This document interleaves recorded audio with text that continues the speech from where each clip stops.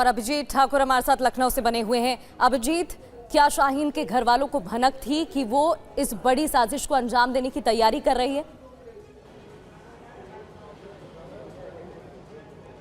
देखिए, एक बात सभी जो इसमें अभी तक किरदार सामने आ रहे हैं उसमें कॉमन है कि सभी अपने परिवार से कटे हुए रह रहे थे। किसी का तलाक चल रहा था, कोई अपने बीवी बच्चों के साथ नहीं रह रहा था, कोई अपने पति को छोड़ के रह रहा था, कोई अपने घर बार को छोड़कर अलग थलग रह रहा था। यानी कि तमाम जो ये डॉक्टर्स हैं जिन्होंने अपना एक ग्रुप बनाया था और रेडिकल डॉक्टर्स अपने आप को कहते थे, उस ग्रुप को कहते थे, उसमें सभी के किरदार एक जैसे इसमें नज़र आ रहे हैं कि उनकी परिवार से कोई संपर्क उनका नहीं था और वो अपने जो भी उनका मोटिव था उसमें लगे हुए थे, इन्वॉल्व थे, एक अच्छे प्रोफाइल पर काम करते हुए, नौकरी करते हुए और अच्छी कमाई करते हुए भी। तो व्हाइट कॉलर टेरर का जो एंगल है वो इसमें स्पष्ट होता हुआ साफ दिखाई दे रहा है और इसका मोडस लगभग सभी जगहों पर एक समान है। चाहे वो शाहीन की बात करें, चाहे आप परवेज की बात करें, चाहे अदील की बात करें या फिर मुजम्मिल की बात करें, सभी के प्रोफाइल में ये चीज़ें कॉमन निकलकर सामने आ रही है। एक बड़ी इंफॉर्मेशन जो सामने आ रही है वो ये कि जो घटना को अंजाम देना था वो एक साथ एक से ज़्यादा जगह पर, यानी कई जगहों पर एक साथ घटना को अंजाम देने की साजिश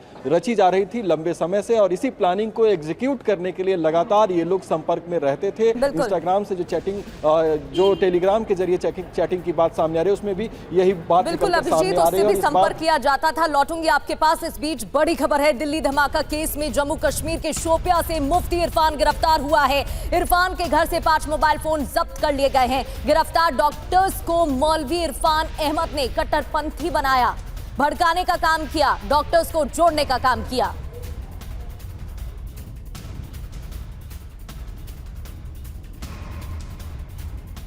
तो इरफान, जो कि डॉक्टर्स का आतंकी गुरु था, भड़काने का काम करता था। नाम है मुफ्ती इरफान। फरीदाबाद मॉड्यूल का मास्टरमाइंड माना जा रहा है। आरोप है कि फरीदाबाद मॉड्यूल में डॉक्टर्स का ब्रेन वॉश करने का काम किया, कई युवाओं को कट्टरपंथी बनाने का काम किया, मेडिकल कॉलेज के कई छात्रों के संपर्क में था। काम जम्मू कश्मीर में सरकारी मेडिकल कॉलेज के स्टाफ में काम करता था। अब बड़ी बात यह है कि आतंकी संगठन जैशे मोहम्मद से प्रभावित भी था, जैशे मोहम्मद के लिए काम करता था। कैसे चलाता था network? Voice over internet protocol का इस्तेमाल करता था और इसी के जरिए नेटवर्क संचालित करता था। स्टूडेंट्स को आतंकी वीडियो भी दिखाता था। डॉक्टर उमर, डॉक्टर मुजम्मिल उसके साथ जुड़े थे। टेलीग्राम और उसके थ्रीमा पर अकाउंट बनाए थे और इसी के जरिए डॉक्टर्स को भड़काने का काम भी करता था इरफान। शोपियां में इरफान के घर से महराज अहमद हमारे साथ जुड़े हुए हैं, उनका रुख कर लेते हैं। हमारे संवाददाता वहां पहुंचे और वहां लोगों से बातचीत भी की। महराज, इरफान ने ही शुरुआत की थी डॉक्टर्स को जोड़ने की। ऐप्स का इस्तेमाल किया जाता था। कैसे वो डॉक्टर्स तक पहुंचा, किस तरीके से लोगों तक बात पहुंचाता था, क्या जानकारी? बिल्कुल प्रगति, बता दें आपको, हम बिल्कुल उसी मौलवी इरफान के घर में है और ये शुपियन में स्थित है। और बता दें आपको कि जो अभी तक इरफान पर आरोप लगाए जा रहे हैं, आप देख सकते हैं कि जो परिवार है वो डरा सहमा है। कहीं ना कहीं जो है ये भी इस चीज़ को लेकर जो है काफ़ी सरप्राइज है कि किस तरीके से ऐसा हो रहा है। हालांकि इनको भी ये यकीन नहीं है कि उनका जो है सदस्य इस चीज़ में मुलव्वस है, लेकिन इनसे बात करने की कोशिश करते हैं। आप ये बताइए, आपको कब पता चला कि इरफान गिरफ्तार हो गया है?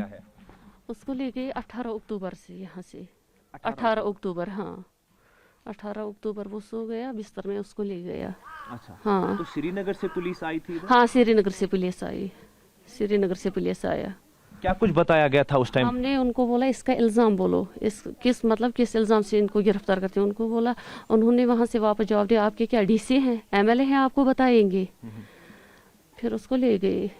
तो अभी जो है वो एक बड़े हिसाब से बताया जा रहा है कि इरफान जो है डॉक्टर्स को जो है ब्रेन वॉश करता था, वहाँ मस्जिद में इमामत करता था, लेकिन पोस्टर्स लगाने में भी वो वहाँ पे मुलव्वस। सर आप मुझे एक बात बोलो, उसको 1 महीना होने लगा बंद।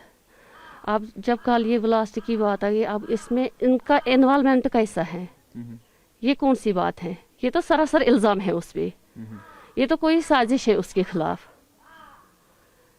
उसी के खिलाफ क्यों साजिश होगी? कश्मीर में इतने सारे लोग रहते हैं। तो पता नहीं है, वो तो दरगाह पे वहाँ पे पढ़ा रहा था, इमाम था मस्जिद का।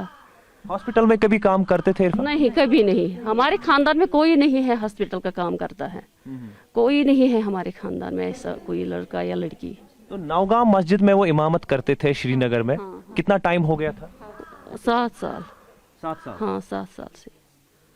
तो पहले जो है इरफान को पोस्टर मामलों में पकड़ा गया था या किसी और मामले में पकड़ा गया? नहीं, उन लोगों ने तलाशी लगाई 3 बार, यहाँ पे कुछ नहीं मिला उनको, यहाँ पे कुछ भी नहीं, ये सरासर झूठ है। बिल्कुल प्रगति, आप सुन सकते हैं कि परिजन का यही आरोप है कि इरफान के खिलाफ जो मुकदमे या आरोप है वो सिद्ध नहीं है, अभी तक प्रूफ नहीं हुए हैं, लेकिन पुलिस ने इनको बताया है कि कहीं ना कहीं वो इस मामले में मुलव्वस थे। लेकिन इनका कहना है कि जब से ये ब्लास्ट हुए हैं तब से इरफान का नाम जो है वो सामने आया है। ये खुद भी इस चीज़ को लेकर काफ़ी चिंतित है। आप कुछ बात कर सकते हैं सर, आप क्या लगते हैं इरफान के? चाचा। आप चाचा है उनके, तो क्या लग रहा है कि इरफान किस तरीके का इंसान था? क्या वो दूसरी क्लास में पढ़ते थे, बाकी दरसगाह में पढ़ते थे, बाकी कुछ नहीं पढ़ते, ना डॉक्टर के पास था।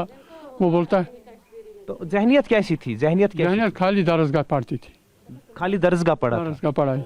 कभी पथराव वथराव में कोई मामला? पथराव में नहीं, कुछ भी नहीं उसको पता है पथराव क्या है, वो क्या है। बिल्कुल खाली दरसगाह में पढ़ा। घर वाले परिजन भी बिलाली किसी मामले में पूछताछ की गई थी? कुछ केस।